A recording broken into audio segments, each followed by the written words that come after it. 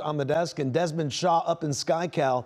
We are following a pursuit here of a possible shooting suspect. Let's go up to Desmond Shaw with the latest. Des?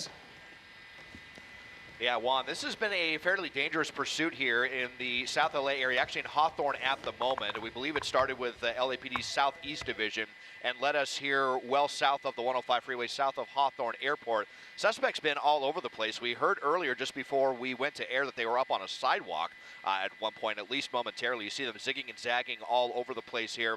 Haven't heard about super crazy speeds, but definitely trying to do whatever they can, evading officers going through crowded areas like parking lots right here to try to cut corners. Of course, we're getting into afternoon rush hour, so we're just now beginning to see more and more traffic building on the roadways, which definitely heightens the danger. 2 LAPD helicopters overhead on this. Again, still trying to confirm that this is a shooting suspect, but if that is the case, obviously believed to be armed and dangerous, which could definitely change the tactics and just kind of the whole nature of this pursuit, as we're now northbound on Prairie Avenue here. LAPD in pursuit of this suspect here, making our way kind of back towards South LA at the moment, but they've really been all over the place so far. Juan, Amy, and Mike.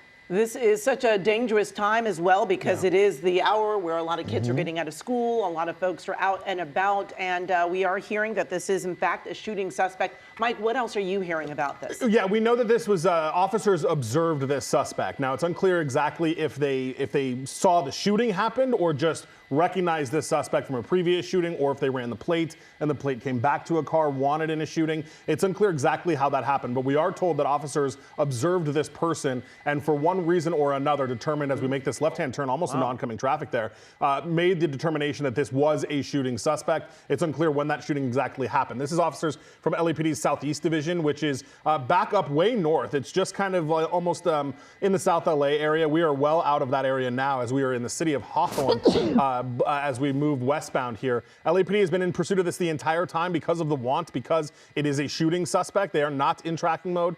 And they have not gone into tracking mode. This has been a full-blown pursuit the entire time. As you mentioned, as Desmond mentioned, rather, there are 2 police helicopters above this at this point. Now, I will let you know that there have been some changes to the LAX kind of flight area, the restricted area, the Class Bravo airspace that we often have problems dealing with. We have not been allowed in the Bravo airspace during pursuits for quite some time, just for safety reasons. However, LAX is strengthening or making that airspace even more strict. And I've already heard the police helicopters say if this guy goes north of the 105, they will not be able to follow him through there. So that will be up to the ground units to maintain that. So LAPD likely has 2 airships on this in proximity.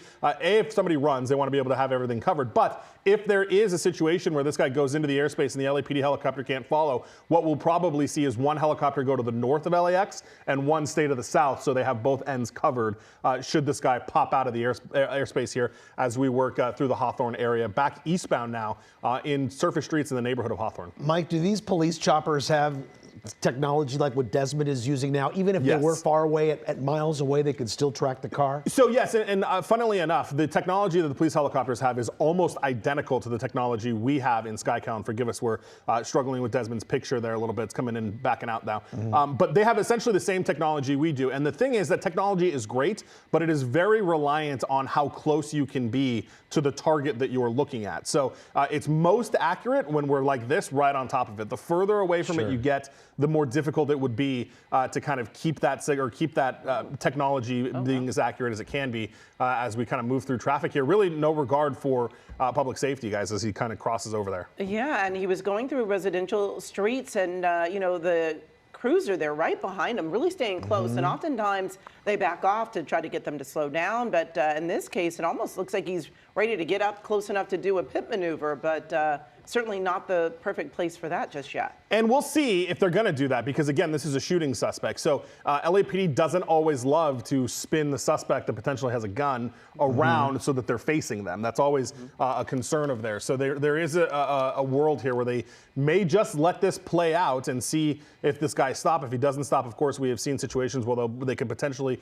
bring in Metropolitan Division with armored vehicles. Certainly we're not to that point yet, but I would be surprised if we see pit maneuvers, potentially spike strips, if the officers can get adequate cover to get behind a car or a wall or something where they can toss those out without worrying about getting, you know, in the line of fire or potentially struck by the suspect here. Yeah, going now 33, 32 miles an hour there, going over some speed bumps. And Mike, just based on what we saw earlier, going through a stop sign here, the tight turns, cutting corners, speeding up, trying to get away from police, it's clearly someone who does not want to pull over. Yeah, I mean, they've made no, I mean, look, we've not seen them drive necessarily. I mean, of course, running from the police is dangerous. They have gone through some traffic lights, but, speeds have been relatively normal. We haven't seen, any crazy 90, 100 mile an hour on surface streets type speeds. This person is adamant in not stopping, clearly, but we're not seeing the kind of almost desperation we see with some people who are obviously trying to get away from this. And we're listening to the police radios here, and they are, kind of actively calling this out. You've got the ground units there, the right side of your screen's video from a bit earlier, as we work on getting Desmond's signal back in. It's kind of in and out. So this is video, I believe, from earlier. So we just want to make sure we're clear with our viewers on that as we work on getting the Desmond signal back here. But we're still, I can tell you, kind of circling the same area in Hawthorne, which almost makes me wonder, guys, every time we see that happen, we wonder if this person is familiar with this neighborhood, if they know somebody that lives here, if they're kind of looking for an out, because we've gone kind of east and west through these areas in Hawthorne for a significant amount of time now. But you've got, 2 police helicopters in the sky. Left-hand side of your screen is back live now with Desmond. You've got a lot of people that have eyes on this as we look at these live pictures here. Now kind of crossing, Des, it looks like maybe the city of Inglewood. Did we cross Crenshaw there? Yes, we are, I think, getting ready to, or no, we just did. Yeah, we're just east of Hawthorne Airport now at this point, and, kind of hanging around this area. We've been out of the city of Los Angeles for the entirety that we've been covering this pursuit. It started there, but he seems pretty content to just kind of circle around here. With these lower speeds and this the kind of pattern here, it could be an opportunity for spike strips. Of course, the possibly armed and dangerous thing can complicate that, but we have seen it in the past. It can definitely be a good way to diffuse the situation. And while we don't have the high speeds, the suspect's really not been slowing down at all around these stop signs and stop lights. And with traffic, increasing, you're just heightening the chances here, of a pretty bad collision with somebody else. So, zigging and zagging all over the place on the wrong side of the road at times as well. Now coming back out here onto Van Ness, a fairly major street right there. Yeah, that was a pretty close call there.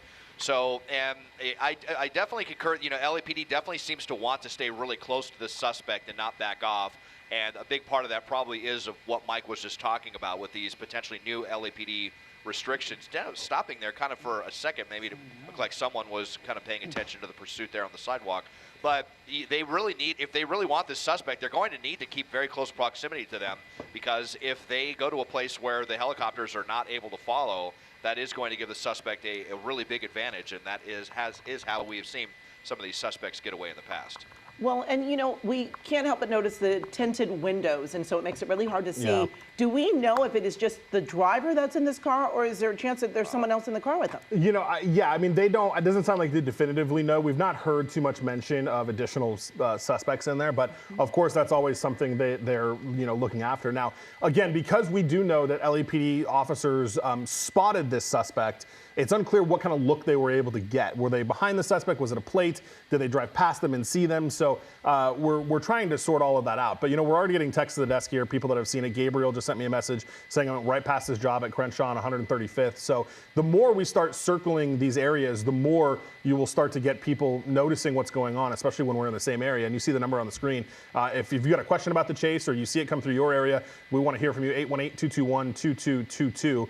Joe from Whittier is telling me that he heard that he was driving on the sidewalk for a bit. We heard that as well when they came through a parking lot there, that he very quickly did that. So, but now we're still, we're working our way south a bit, so we're getting slightly out of the area, and now we're back to the west. So we're still not far from where this guy has been kind of circling, which of course always makes us wonder, exactly where he is and if he has anybody that he knows in this area. What's he trying to do? Wrong side of the road again, or not wrong side, but just trying to get around that traffic there, going through that red light.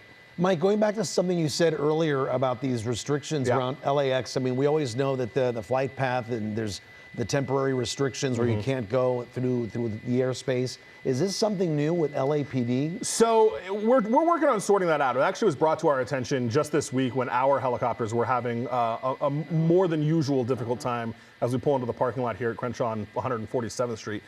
We were having a more difficult time than normal transitioning through the LAX airspace, even not during a pursuit coming out through the alley now.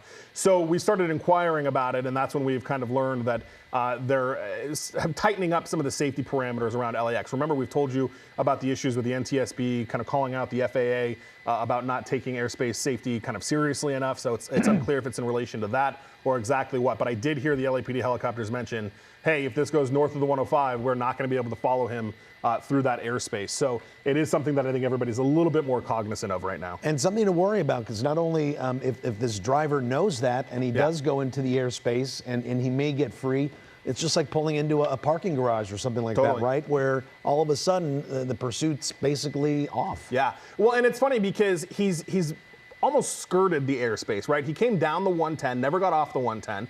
The 110 through that area is in the Class Bravo airspace, but he comes through the 110 and then goes south of the 105, gets out of the airspace, and is really just hanging around in this Hawthorne, Inglewood kind of Lawndale area. And if he were just if he happened to cross the 105, then that would be a whole other issue. But he's not. He's just kind of content going in circles around here, which of course, and even that, is that the front window even tinted? You can't even see in there. It kind of seems like it, right? This is something fairly new we've been seeing now. I've been seeing all over Los Angeles and definitely in some of these pursuits. Yeah, I was trying to take that opportunity to see through the windshield, see if we could see a passenger in there, and it was a lot darker than normal there. So it was tough to see. I don't think I saw anyone in the passenger seat, but it's just another complicating factor. When we try to have LAPD ascertain, or any law enforcement agency, how many people are they dealing with in the car, and it's already difficult enough when nearly all of the windows are tinted, and now even the front, a lot of front windows starting to have some tint. Kind of a fairly new phenomenon, but again, circling this same area, and the suspect seems to know the area. On this side of the basin, there's not too many kind of one-way streets, not nearly as many dead ends as there are in the more kind of suburban areas of the San Fernando Valley. So that's kind of playing to the suspect's advantage if they just want to keep, just kind of run out the clock and continue this as long as they can, which just kind of seems to be what the suspect's, doing right now. We're not seeing the super insane speeds or any, really, really crazy maneuvers to try to put distance between them and the police. But regardless, this continues. It's like the third or fourth time we were out on Rosecrans. We've been on Crenshaw Boulevard a bunch of times. We've been on Van Ness and Normandy. So, you have to wonder if LAPD is thinking, especially as we're starting to see more and more people take to the roadways. Wrong side. Really wrong side now. Boy, this is super dangerous here on one of the busiest streets in LA, but thinking a little bit better of it here and into a parking lot once again. People out here walking around, people out here doing some shopping. So, yeah, how is LAPD going to continue to pursue this? Is there any talk of a pit maneuver or spike strips in the offing here? Mike, and as this driver's driving becomes more and more erratic and more aggressive, does that mean that the LAPD is also changing their tactics? Well, it could. I mean, I'll tell you that the wrong side of the road is almost guaranteed to get a pursuit canceled. I mean, the LAPD just really doesn't like to do that, and for obvious reasons. Thankfully, this guy, as Desmond said, thought better of it and got back into a parking lot and kind of out of that wrong side of the road scenario pretty quickly here. But that will make them, kind of rethink this. And certainly LAPD, especially if it's on a freeway, they're not going to chase this guy wrong way on a roadway. So, kind of narrowly coming through that intersection. But again, he's keeping his speeds, wrong side of the road again here, and double to get around that car that stopped in the middle lane there. And look at that LAPD, that southeast unit, right behind him, following him over there that way. So again, this is a person that they obviously don't want to lose eyes on and want to stay right behind him. And you've still got that southeast unit that has been doing this. And guys, I want to let you know too, we were just getting some updated information. This started at Imperial in Vermont. So Imperial in Vermont is basically right there where the 110 and the 105 come together, just the northwest corner of the 110-105 intersection. So it's, it was close to where it is. And we'll see, and I don't know, so we still have 2 police helicopters on this, and then I see 2 additional police helicopters coming. So they may be coming to relieve the 2 that are overhead so that they can keep double coverage on this. We'll see how that shakes out, but we are monitoring that as well. And it's interesting to see that this person has really not been using excessive speed, but definitely driving reckless, certainly dangerous through so many of these residential streets. I mean, fortunately, we have not seen a lot of people out on the street, whether it's pedestrians on the sidewalk or just, people just out enjoying a nice afternoon. So that's the bright side of this, and the fact that this person's going slower. But well, I don't see the car now. Do you? Those trees basically blocking the roadway right now. Yeah. Well, it looks like there's there a it is, wrong Looks side, like or right in the middle. Yeah. Wrong side into the center divider here, coming up to a busy intersection with a lot of traffic, a lot of congestion, and, you know, kind of just on the gas, just blasting right through there. Could have been pedestrians there in the middle of that roadway. So now southbound on Western, that was, you know, Western and El Segundo, definitely a congested intersection at this time of the day. And it's only going to get worse. I mean, rush hour only now beginning here midweek on the LA Basin, and I don't have to tell you how, you know, congested a lot of these intersections can be. So, you know, what is the suspect doing? Are they on the phone with someone right now? Do they know they're headed, you know, to jail by the time this is all over, or what exactly the strategy is? But just seems to be content to, you know, parade around here, a very dangerous parade, and yeah, wrong side of the road once again.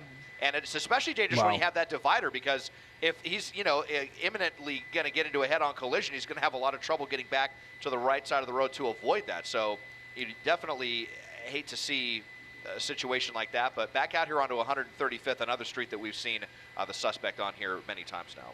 And Mike, you were talking a little earlier about how the officers don't like to go on the wrong side of the road following a pursuit suspect like this. Yeah, no, not at all. And in fact, if it's for any extended period of time, you know, it's not uncommon to hear them discontinue or cancel the pursuit because of that reason, because it's just so dangerous. As I mentioned, specifically if they're on the freeway, you won't see LAPD generally go wrong way on the freeway. And we've talked about this before, and I know this question gets brought up, but, you know, when LAPD chases it, there is the watch commander at Southeast Station that is listening to this. And you know, monitoring everything that's going on. They're listening to the radio. They're certainly watching it on television to get eyes on it. So they're weighing everything, risk versus reward. And, you know, when we talk about a shooting suspect, that is one of the kind of the top wants here for the LAPD to chase this person and be really intent on trying to capture this person. And again, we've not heard that the car has come back stolen or anything like that. And the fact that they were able to identify this person as a shooting suspect, either by the vehicle's license plate or by simply recognizing the person that's inside of the car, they likely know who this person is and likely have you know, an idea of what potential other issues that they've had in the past. Is there a rap sheet on this person? Is it they wanted for more than just the shooting? They likely know a lot more about the person that they're chasing than we do, especially given the fact that the car has not been reported stolen as far as we know. And that gives them a big advantage of knowing who they're chasing. We've seen all the times, close call there through the intersection. We've seen a ton of times here where LAPD is chasing a stolen vehicle and they know nothing about the person behind the wheel. So, you know, at least in this situation, they have the advantage of potentially having an identifying, you know, identifying the person that's in it and being able to know that. Yeah, so Mike, if they know who this person is, they most likely know where he lives. So based on what we've seen in the past, if he is sticking to an area that's familiar to him, could he be trying to head home? Is he planning something with someone else to try to create some sort of confusion where maybe he could get away? I mean, there's all these different types of scenarios, and we are looking at a possible shooting suspect. That makes it all the more dangerous. It really does. And, you know, the fact is that, you know, in the nighttime, we're able to see in a little bit. You can see the glow of a phone if they're trying to talk to somebody. You can see those things. During the day, and especially Des I mean, Des, you've tried like 2 or 3 times now to see inside of that, and it's impossible. That front window is really dark.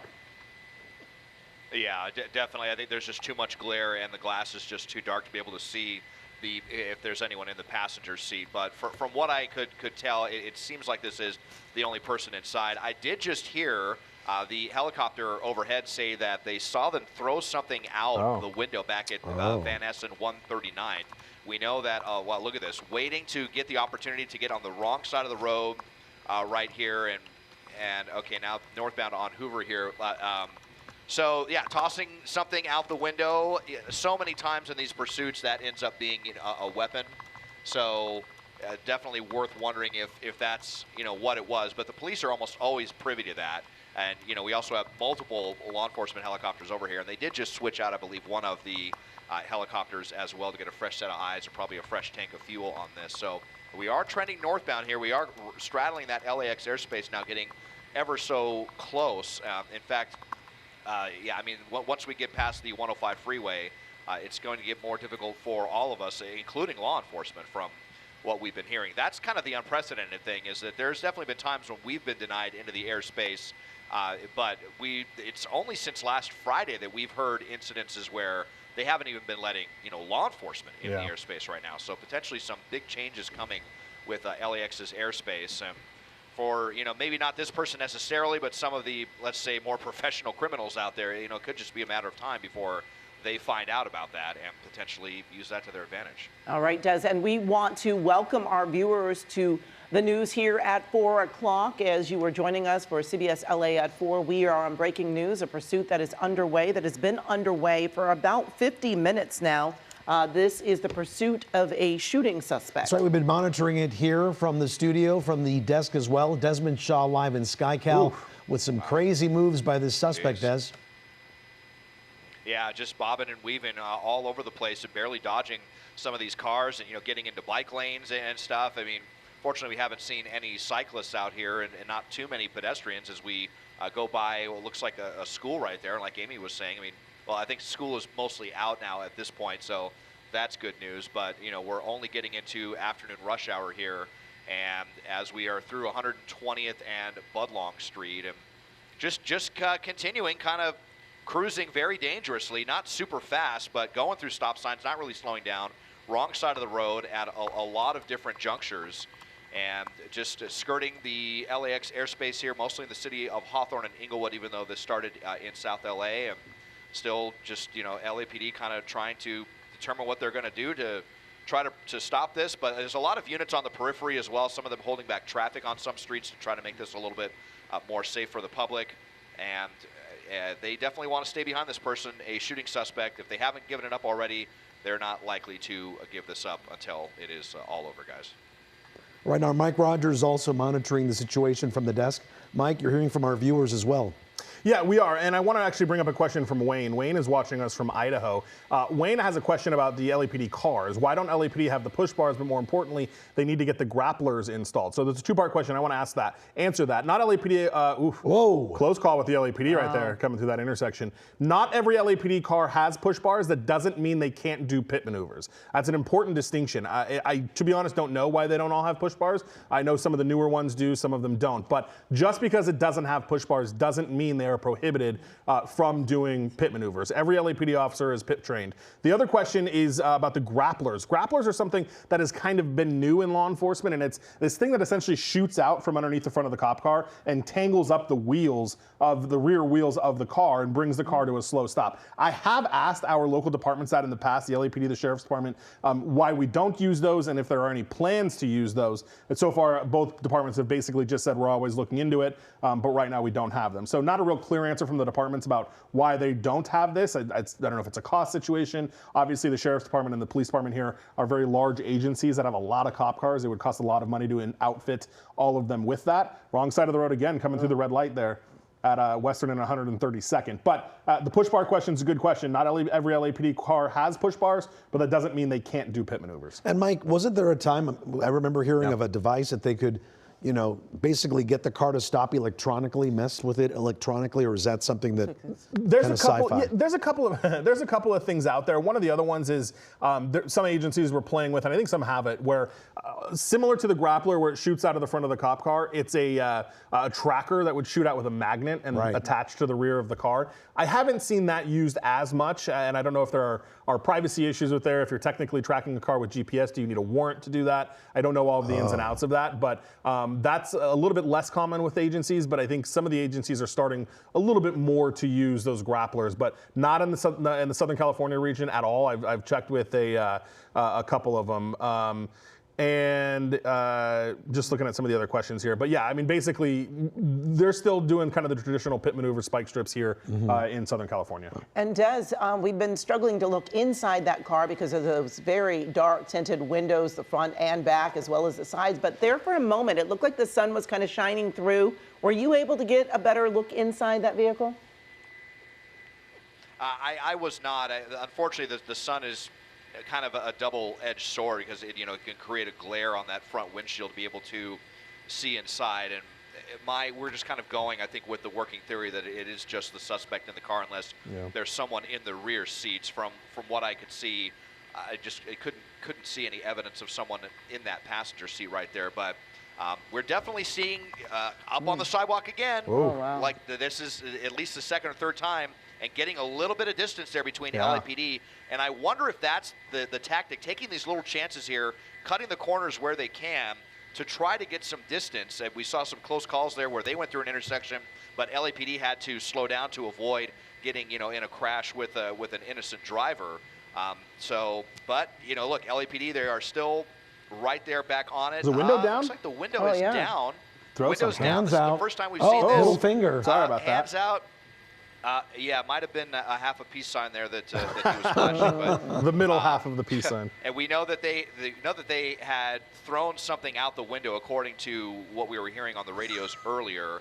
I didn't hear if they were able to recover that. That was, I believe, around 135th and Van Ness. And speaking of, here we are on 135th and Van Ness, right there where the suspect was believed to have thrown that out. So, again, just hanging out in the same area. Here we go. This is probably the clearest look we can see, and that passenger seat looks empty.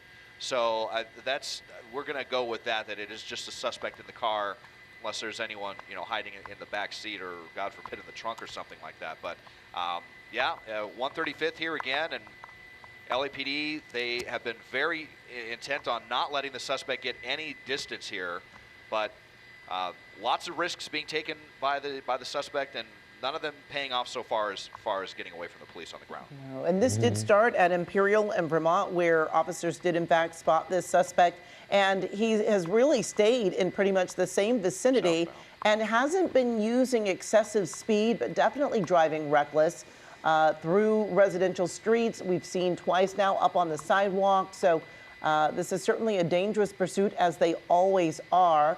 But he hasn't really been in a position for a pit maneuver. But Mike, as you were saying, it's not something that they would be as likely to do, because they do know that this is someone who is armed. Right, is armed. And they again, because they know this, because the car is not, just listening, nobody in the front seat is what the airship is saying. So from what they can tell, is in what Desmond just said, nobody in the front passenger seat as we go through, wrong way through a drive-through. Oh, wow. Yeah. Nobody in the front passenger seat, but the airship can't see through the back. So they can't see into the back seat to tell if there's anybody through there. And again, as Desmond mentioned, maybe this is what his angle is here. If he can, cut a corner and get just enough distance from the people here, or from the law enforcement here, to get away from what they're doing. I do want to, Amy, because you asked about a pit maneuver, and I want to bring up a question. We'll talk about it at the same time. Alondra asked us something similar. We can show that to you on the screen here in just a second as we come through this intersection. But she texted the desk and says, why haven't you guys used spike strips to stop the pursuit? So obviously a question for law enforcement. But and it's probably the same answer as what we were talking about, Amy, earlier with the pit maneuvers. Because this person is thought to be armed, because the want here is that of a shooting suspect, in order to conduct a pit maneuver or lay out spike strips, if you lay out spike strips, you have to get in front of the car. And that certainly puts officers at risk. Essentially, especially you see that, there's going through a red light with a pedestrian walking across. We've seen him try to maneuver around traffic. So the person is not afraid to maneuver away from obstacles in their way, and that would put officers in front of that person, which could put them at risk. That's something they probably don't want to do. Similar answer to a pit maneuver. If you conduct a pit maneuver the right way, you pit the back end of the car, you spin the car around, but then you put the front of the car lined up with the front of the police car, and you put that suspect now facing law enforcement officers, which again puts them at risk. If this person does have a gun, he is a shooting suspect allegedly, you put the officers at that same risk of then being potentially in the way of somebody that is armed, and that's not, for an officer safety standpoint, that's not something they like to do. So wrong side of the road here again to get around traffic at Rosecrans and Prairie, even some pedestrians, lots of cross traffic. Was probably the closest call we've had so far, and you have pedestrians there in the intersection as well. And then wrong side, he just really seems to love these parking lots. So at any opportunity to get through, to try to weave through here, someone there in the parking lot again, and no one's expecting this. I mean, you've got the lights and sirens, I'm sure, out there is probably the only fair warning that anyone has, but we have seen speeds increase a little bit. I saw that the suspect briefly get up to about 50 miles an hour earlier on Rosecrans as well. So wonder if the suspect's getting even more desperate. It does kind of seem like just taking more and more chances as traffic just continues to pile up at these busy intersections here as rush hour is really in full swing. Yep. And Mike, going back to the spike strips, most of the time it's all about predictability, right? Right. Officers want to kind of get a head start on where the driver might be, set up so they can deploy the spike strips.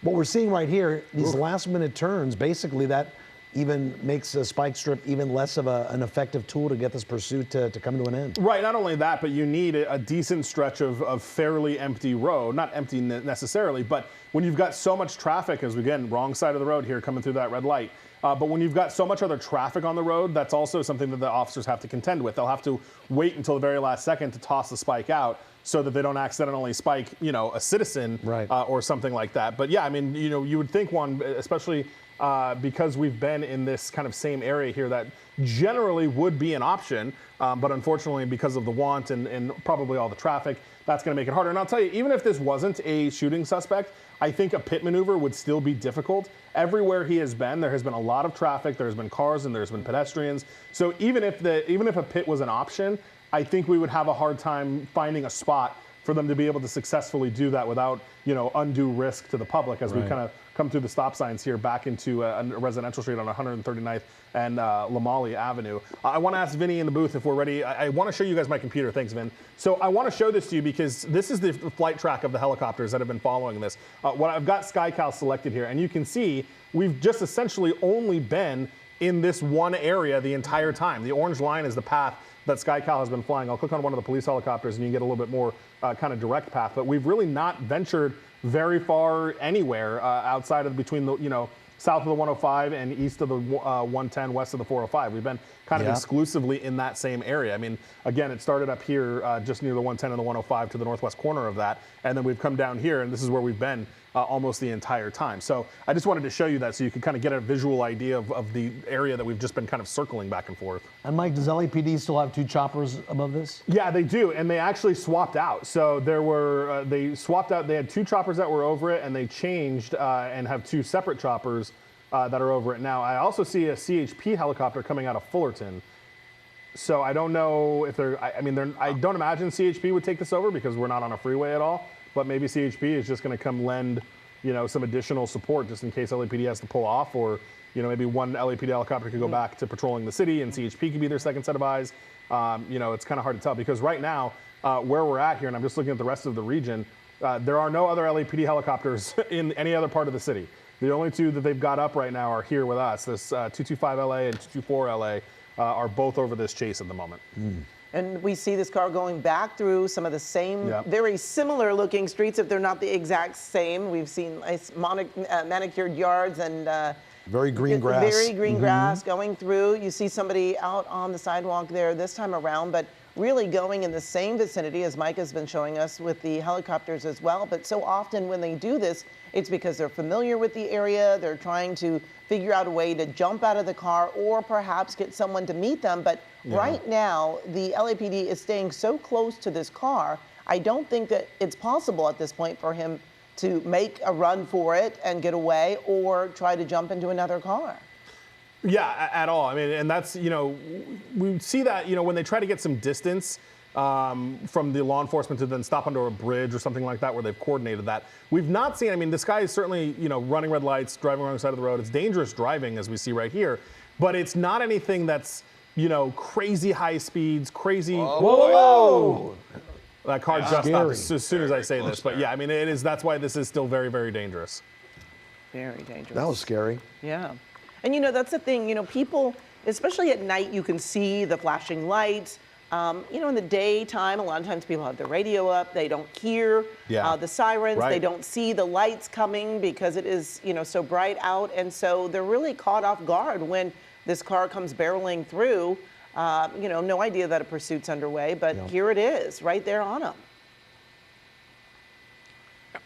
Yeah, they're right there on him here, Amy. And, I did want to mention here as well, this is the first we've heard from the tactical flight officer who is up there right now, who, by the way, just in my opinion, I recognize this guy's voice. He's like the most elite of the LAPD's tactical flight officers. And, he's recognizing the pattern as well, and he's calling for spike strips. He's trying to get, some units down there to coordinate at different areas to get down there and see if they can finally, bring this this spectacle to an end. And I say that because it is turning into a spectacle. But back there, we were by what looked like a warehouse or something, and there was a group of like a dozen guys that were out there taking pictures and seeing that, because again, we've got a bunch of helicopters up here. We have a lot of lights and sirens that everyone can hear, and the suspect just continues to go through these neighborhoods. And the longer that it goes on, the more dangerous it gets with people that want to come out and get a little bit too close to some of these pursuits, in addition to all of the vehicles that are beginning to crowd the roadway more and more by the minute here. So we'll see if they're able to do that, if they're able to deploy a spike strip, and hopefully that could, you know, at the very least slow this suspect down. And look at now, we're up to, you know, almost 50 miles an hour here on some of these smaller streets. So the suspect getting desperate, and you do kind of wonder too, if they did deploy a spike strip, how would the suspect, you know, react to that? Sometimes that makes them, you know, kind of freak out even more and begin to take even more chances. So it's always kind of tough to say, but we'll see if they're able to deploy that and kind of recognize the patterns that the suspect is taking here around the same area that we've been pretty much for the entirety of the pursuit. And Mike Rogers on the desk, are you hearing that too, now that there's a bit of a predictability on where he's staying, that spike strips could now come into play? Yeah, potentially. I mean, those officers will have to get ahead of them, as Desmond mentioned, to, you know, try to get that situated. But yeah, I mean, we've been through these same neighborhoods over and over and over again. So LAPD is going to look for an area that will put them at least risk to try to do that, behind a car, behind a wall, something like that, where, you know, they'll have some cover to be able to toss those spike strips out here. Ideally, if they could get it, it would be good on a neighborhood road like this, where there's less traffic. And at this point, there's not a lot of people out and about right now. So, oh, there we go. That's the unit. I wonder if that unit was trying to get him in place. I don't think they were able to, though, right, Des? Yeah, maybe. No, yeah, they weren't able to. He wasn't on that side of the road, but that looks like that's exactly what that was, and the first that we've seen of that, of the spike strip. So they're going to be getting out there and coordinating as some of those units that have been on the periphery of the pursuit, just kind of trying to stay, you know, out of sight of the suspect, but in a place where they could, you know, take advantage of that and try to kind of blindside the suspect with some spike strips. So they will see if they're able to deploy that as this continues to drag on and out onto El Segundo and Western, another super busy intersection, wrong side driving to avoid the stop traffic here on eastbound El Segundo. Yeah, right now going pretty fast there on those middle turn lanes, and he got really lucky just a second ago before he made that right-hand turn. There was no traffic in that lane, and he was able to just breeze right through there in heavy traffic at a stoplight, make this right-hand turn, and continue right now at West El Segundo and South Denker Avenue. Again, still staying in the Inglewood area. This is a possible shooting suspect. The LAPD has had their eyes on for quite a bit. In fact, we came on the air a little bit early here to bring this breaking news to you, happening right now in Inglewood. And for those that are just joining us at a little after 4, this has been going on for just a little more than an hour. Again, the pursuit of a shooting suspect that started at about 3:11, and this was at Imperial and Vermont. Officers found the suspect. We're not exactly sure how they decided that this was, in fact, that suspect, but we've been watching this pursuit for a little more than an hour. We've seen a lot of reckless and very aggressive driving, but not a lot of high speeds. But certainly these officers have not been in a position to do a spike strip or do a pit maneuver. We have watched this driver on the wrong side of the road, on the sidewalk at times, and really just staying in the same vicinity. Looks like we're getting right back to some of those houses with the nice green grass that we were talking about, Juan, and right back in that same area. So it's an area most likely he's familiar with, and maybe this is going to help officers set up spike strips, because as Mike was telling us and Des was telling us, the helicopter pilots with LAPD have noticed that similar pattern where he's staying in this area here. But what's the end game here? Why is he doing this? On the right side of your screen, you're seeing some of that reckless driving that Amy was talking about just a few moments ago. But what is the end game here? Why not pull over? Because eventually he will get caught. But again, just doing such crazy maneuvers, cutting corners here, cutting through parking lots. He went through a drive-through the wrong way, everything to try to create some sort of distance from the LAPD. But you can see there, that one unit behind him, Mike, has not basically left the rear bumper of that car, always right behind. Yeah, and Des, if you can get just a little closer on that, I want to make sure it's the same one. Shop 890, I believe, is the back of that. or was that 990? Okay, 990, yeah. So yeah. that's been the same shop, that the same LAPD patrol car that has been with him the entire time, right on his tail. And that's because we haven't changed areas, right? This is not an LAPD's jurisdiction. I know our screen says Inglewood, but I want to be clear, we're not in Inglewood. We're south of, well, we're getting kind of close to the 105 here, but we're still not in Inglewood. We're more Athens, just east of Hawthorne Airport here. But yeah, that same LAPD unit has been the one chasing him for the entirety of this. And we're kind of, watching that, and this guy's just continuing right in this same neighborhood. Now, okay, I want to address, we've gotten a lot of questions about why aren't they using certain tactics? Why aren't they using this to text the desk? I want to show you this one. And there's a Twitch streamer that is watching us and streaming our feed right now. His name is XQC on Twitch. And one of the questions that he is telling viewers to text me and ask, which I've gotten a lot of this, why don't the police shoot the tires? Again, that's it's only in movies, Mike. Only in movies. It's a very common thing that people ask during chases. It's just not something you're going to see. I will tell you, in very, very rare circumstances, and only in the Inland Empire, and only once since I've been here, we did one time see the San Bernardino Sheriff's Department shoot out of a helicopter at the suspect. I remember that. That was pretty wild. I've not seen them do that again. I've seen them give clearance to do it again, but they haven't done it since. But that's just not something you're going to see. It's way too dangerous. The car is moving. The officers are moving.